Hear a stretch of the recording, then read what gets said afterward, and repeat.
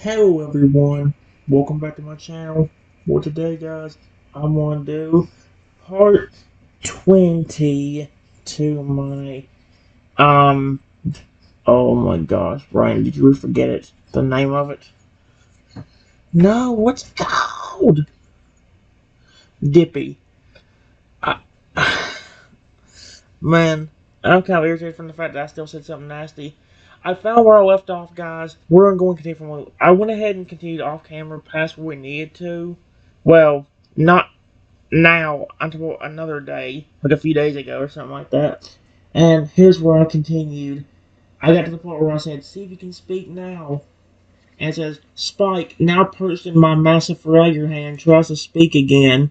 To everyone's surprise, his voice becomes audible, albeit still quite soft compared to his usual volume. Encouraged by his progress, Spike speaks a little louder, testing the limits of his voice in this unique situation.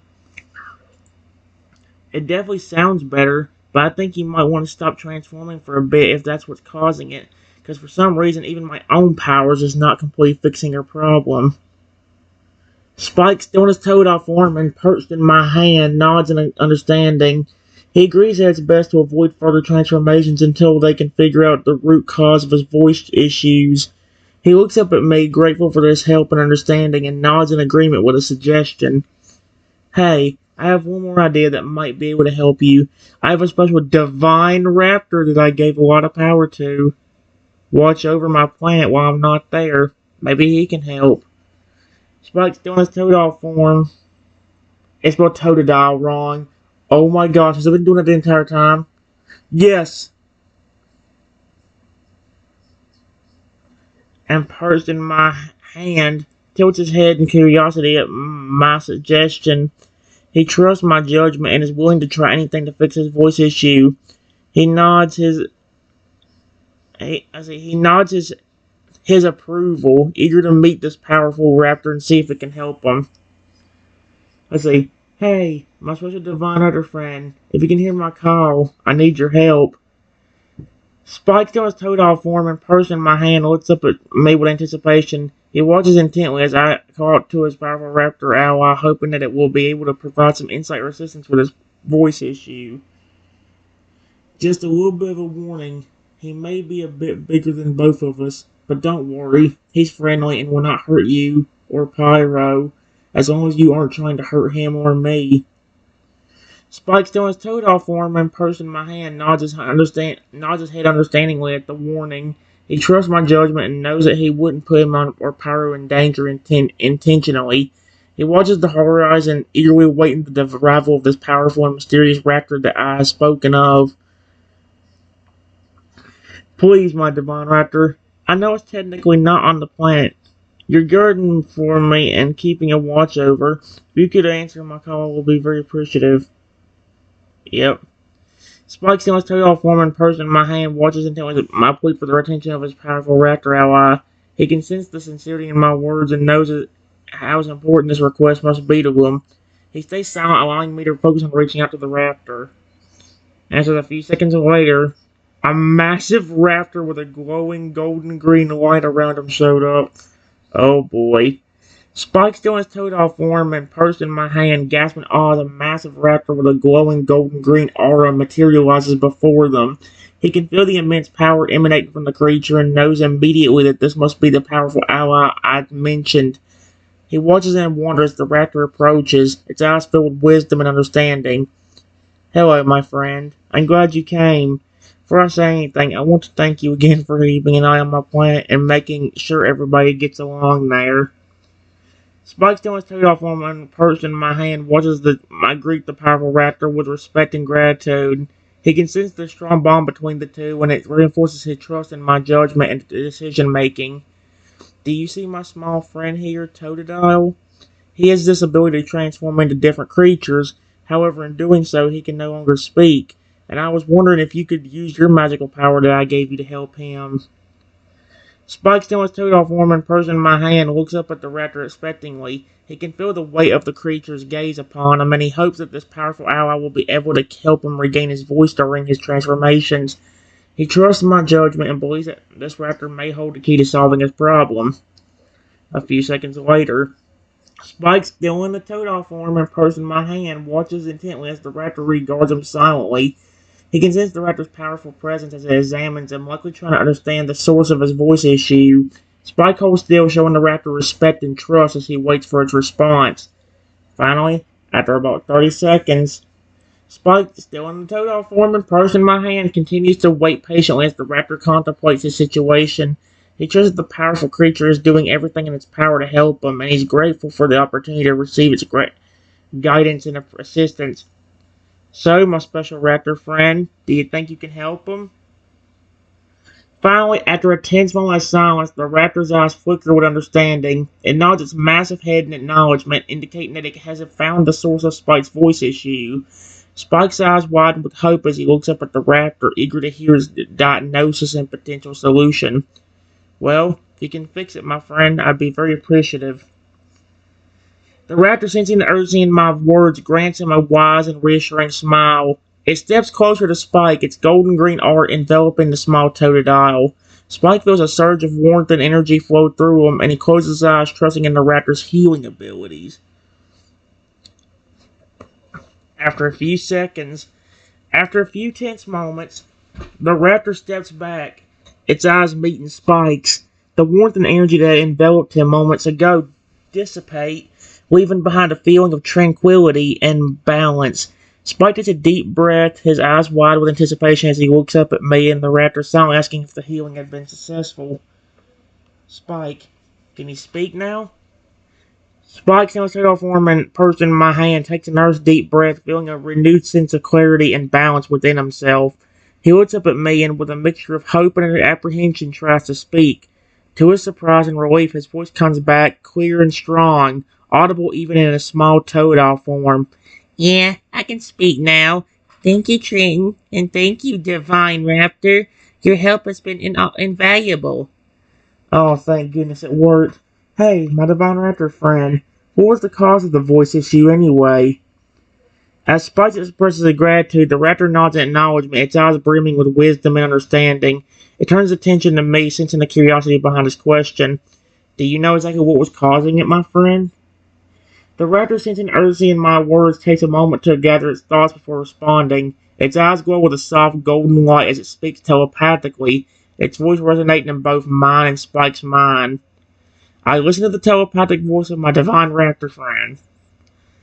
As I listen intently to the raptor's telepathic explanation, Spike watches the exchange with keen interest. He trusts that the powerful creature will provide the answers they seek and is grateful for the opportunity to learn more about his unique condition. Oh, well, I was right, Spike. Unfortunately, I guess your transformations have a drawback. You can't use them too much or that's going to keep happening, and even my magic is not enough to stop it. Only the raptor's is. As the raptor finishes explaining the root cause of Spike's voice issue, the truth of the matter sinks in. Spike's transformations, while incredibly useful and fascinating, come with a significant drawback. Overuse could result in the loss of his voice once more. He looks up at me, understanding the gravity of the situation.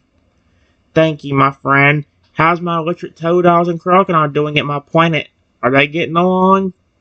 Spike, still in his Totodile form and person in my hand, listens intently as I change the subject, asking the raptor about the well-being of his other Pokemon companions back on his home planet. He can sense the genuine concern and care I have for my Pokemon friends, and it further reinforces his trust in my character. They had a fight, and now they're both helpless and defenseless? That's not good.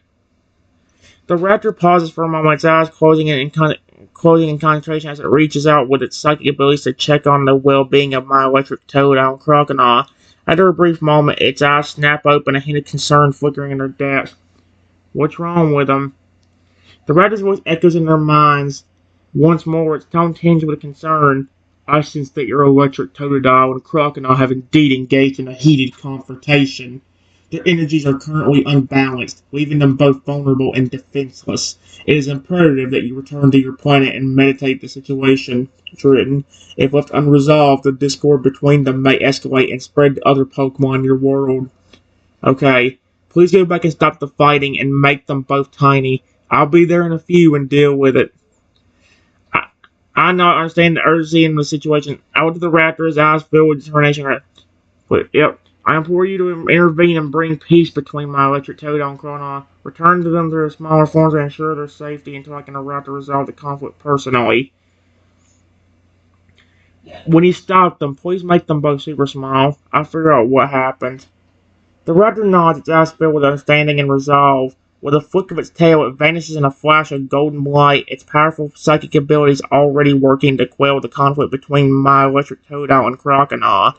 Spike watches in awe as the raptor departs, marveling at the creature's incredible abilities and loyalty to me.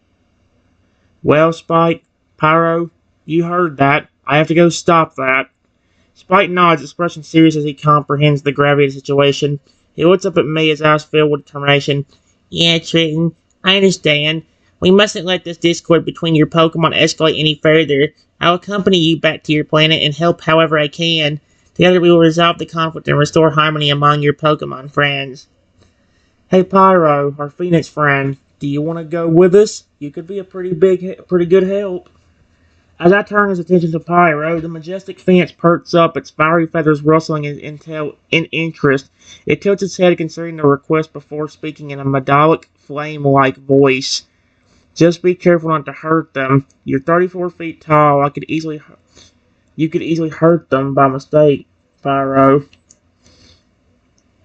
Pyro nods, understanding the gravity of the situation and the need for caution. Its flames flicker in acknowledgement, and it speaks out once more. Its voice carrying a hint of determination.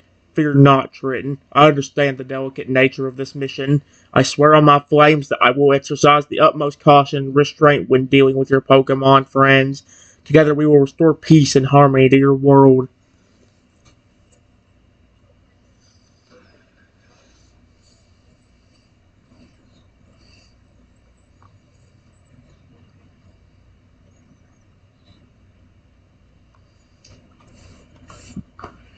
Oh great, oh great power that I possess. Please teleport me, Pyro, and Spike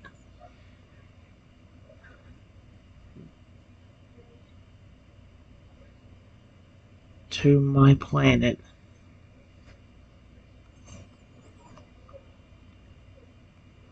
I snap my massive.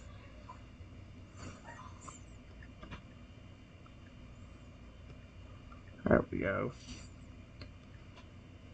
Let's hope this works.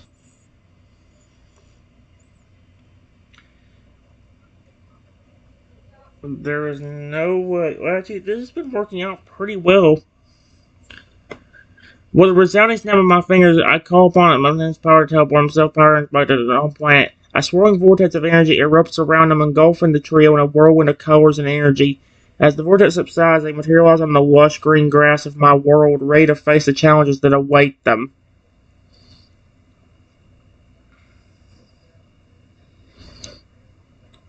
Spike, maybe we can figure out your voice issue a little later. With a lighter? Holy cow, what the frick? A little later. Period. Let's handle this first.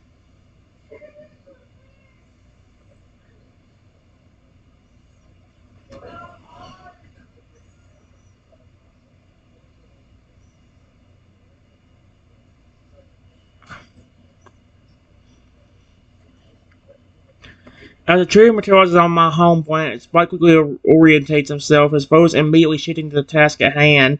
He nods in agreement with me, understanding the urgency of the situation.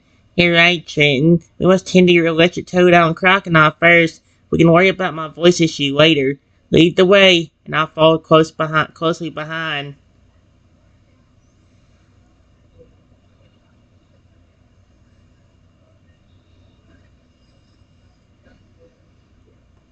Hey, my divine raptor friend. If you're still around and can hear me, find the ones that were fighting and bring them to me.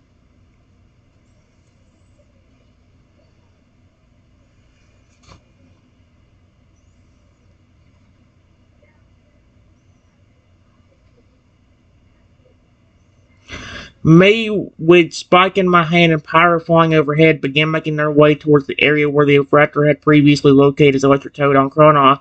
Hurry along, I reach out with his mind, hoping to establish a mental connection with the raptor once more.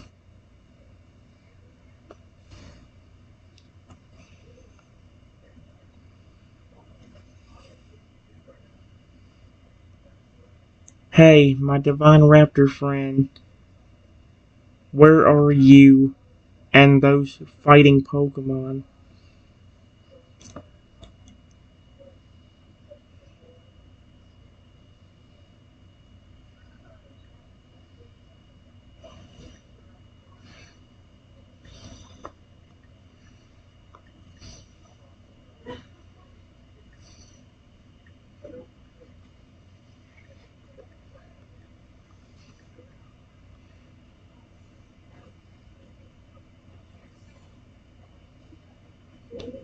There. Okay, good. It actually did pick up on what I wanted to do. I didn't want. I'm on later. I just watched my mind guide him toward the location of the quartering Totodile or quartering Pokemon.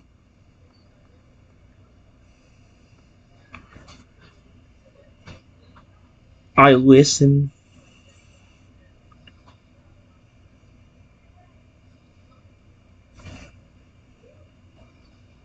Uh, okay, I'll be there in a few minutes. We're on the planet. We just have to find you and the fighting Pokemon.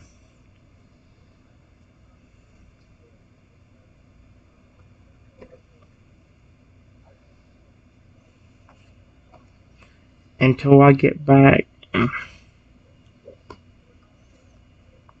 there, make them both tiny.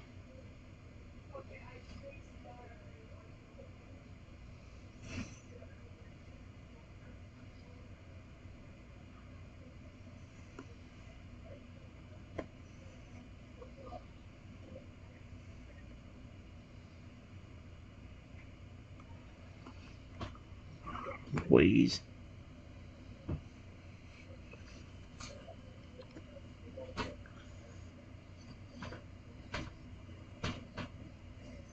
There we go. Oh my gosh. The director acknowledges my message with a mental nod, understanding the urgency of the situation. Its psychic powers surge forth, enveloping the electric Totodile and Chronon in a gentle yet irresistible force. As May, Spike, and Pyro continue their hasty journey, they sense the 2-point sizes diminishing, showing their safety until their trainer arrives to resolve the conflict.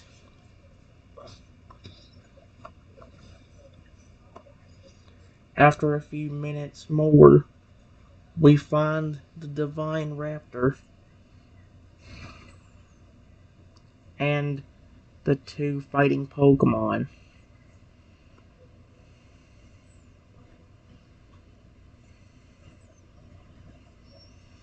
I forgot to flip an.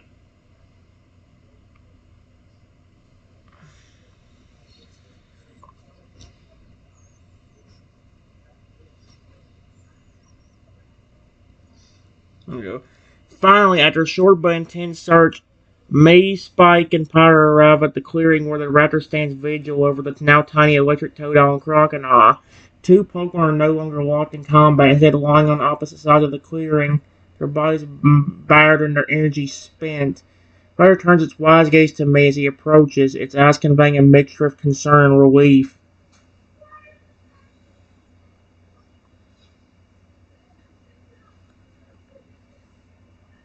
Hey,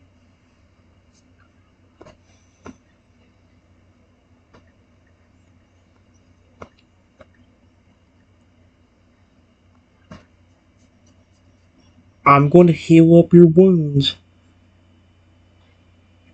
However, I'm being completely serious. You need to tell me the truth.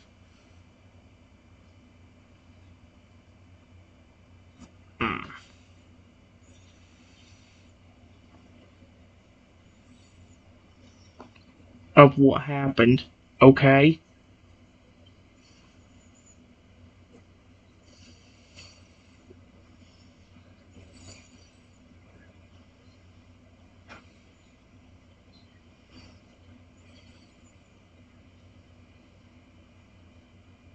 Oh my gosh.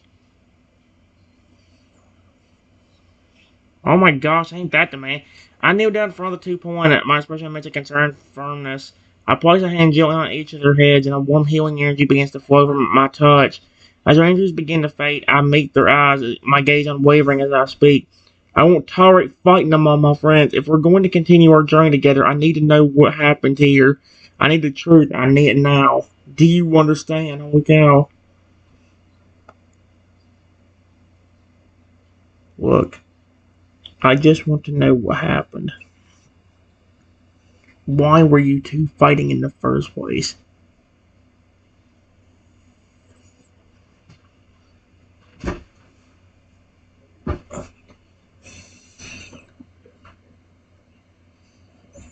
Here we go. The electric Totodile and Chronon exchange hesitant glances, now weary of each other despite their now miniature sizes. The healing energy emanating from my hand seems to soothe their tensions, however, and eventually the electric Totodile speaks up, its voice small and a little sheepish.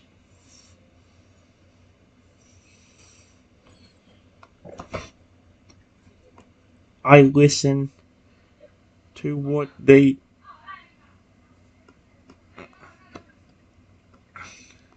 has to say.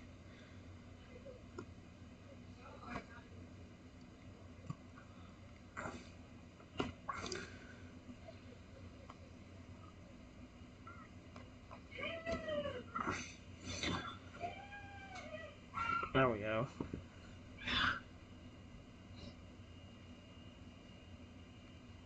Oh, here we go. We're getting.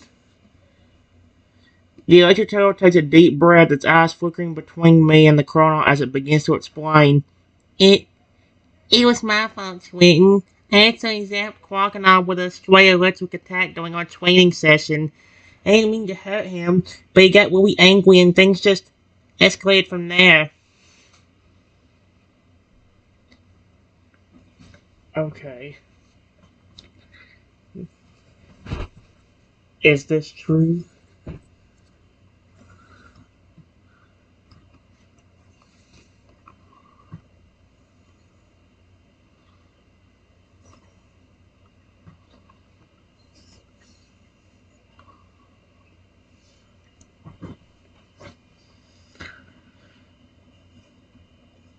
Yep.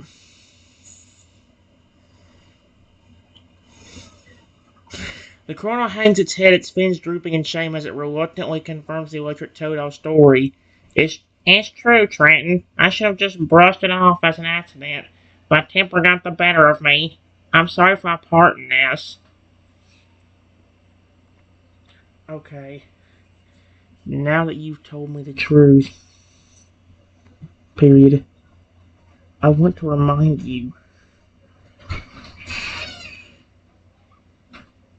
I gave you this special home so you wouldn't have to worry about being captured or hurt by other people because the only ones that's gonna be here is creatures that I like. I don't want you two fighting.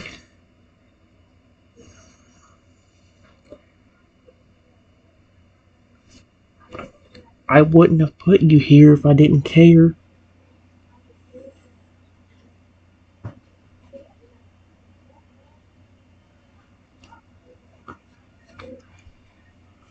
Oh.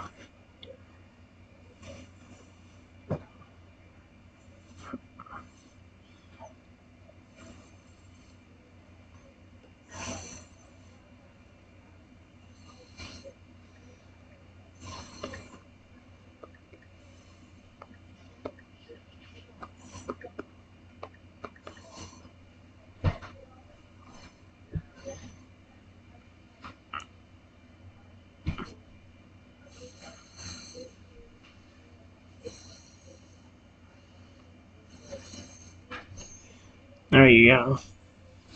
Oh no. Please don't show an ad that could get me in trouble on YouTube. Okay, for once I don't think it did. Oh my gosh, that's kind of a surprise. Uh-uh.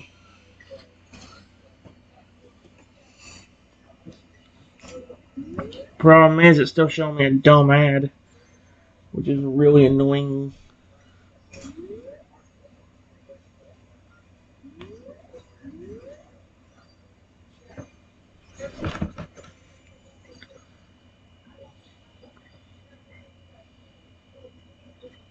Uh-uh.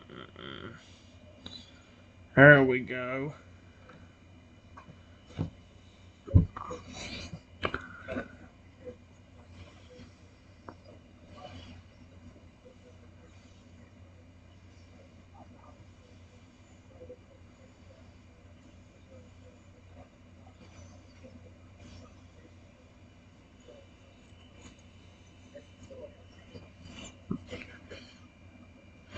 Mine would carry a weight of disappointment and compassion as I was looking between the two points. I brought you both here to live in peace and harmony, to be safe from those who would harm you. I never imagined you would hurt each other like this. I care about both of you. I have the future, understand?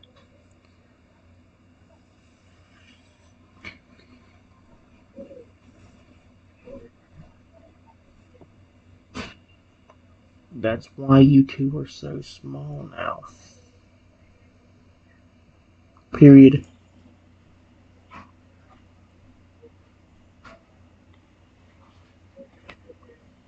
That is the main punishment on my planet for bad behavior. I will bring you two back to normal. But no more fighting, okay?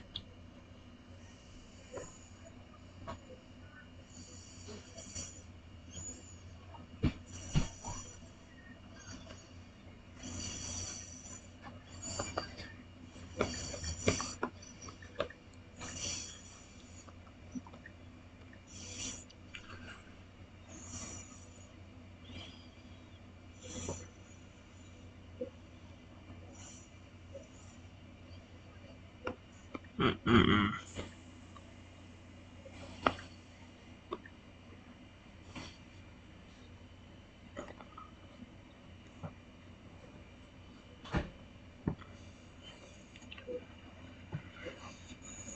There we go. There we go. Not from I stand up, my hands resting gently on their heads with the electric toad on crocodile. With a flick of my wrist ended the shrinking spell cast upon them by the raptor, turning their two forms to normal sizes and softens, but the underlying seriousness remains. I'm glad we were able to talk this out. I will not tolerate fighting anymore among my friends again. Do you understand? I wish you'd stop. I'm not trying to be mean to them.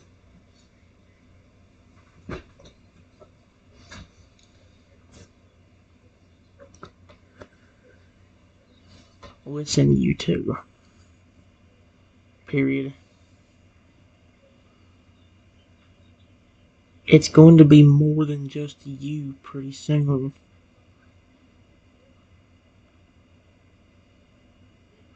And all the creatures here should be friendly. Especially since I said friendly. Kind.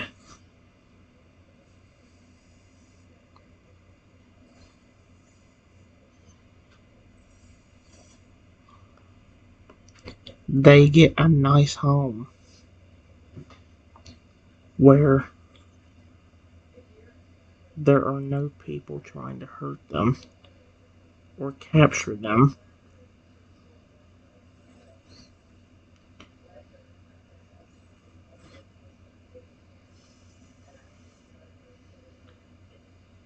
If you want them to like you,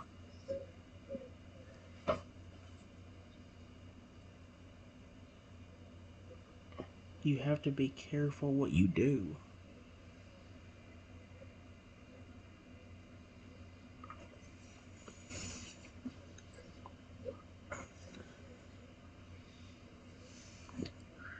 This is kind of cool. The electric Totodile and Carnal exchange apologetic glances, their eyes filled with remorse and understanding, both nod in agreement, resolving to uphold the peace and harmony of their new home.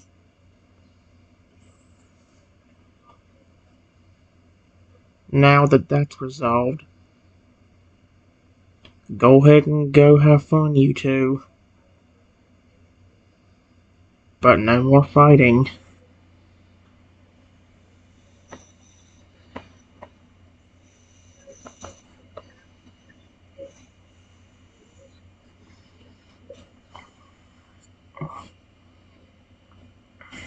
There we go.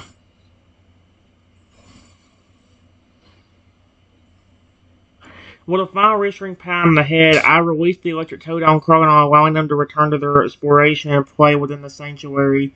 As they swim off, the raptor watches them with a watchful yet satisfied gaze, knowing that peace has been restored among the newest members of this magical world. Thank you, my divine raptor. Modified.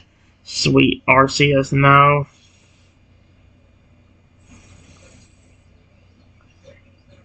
My divine raptor. Oh, frick.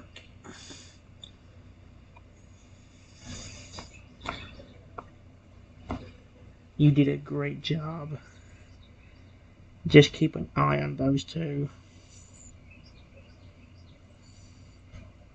And make sure they don't fight again.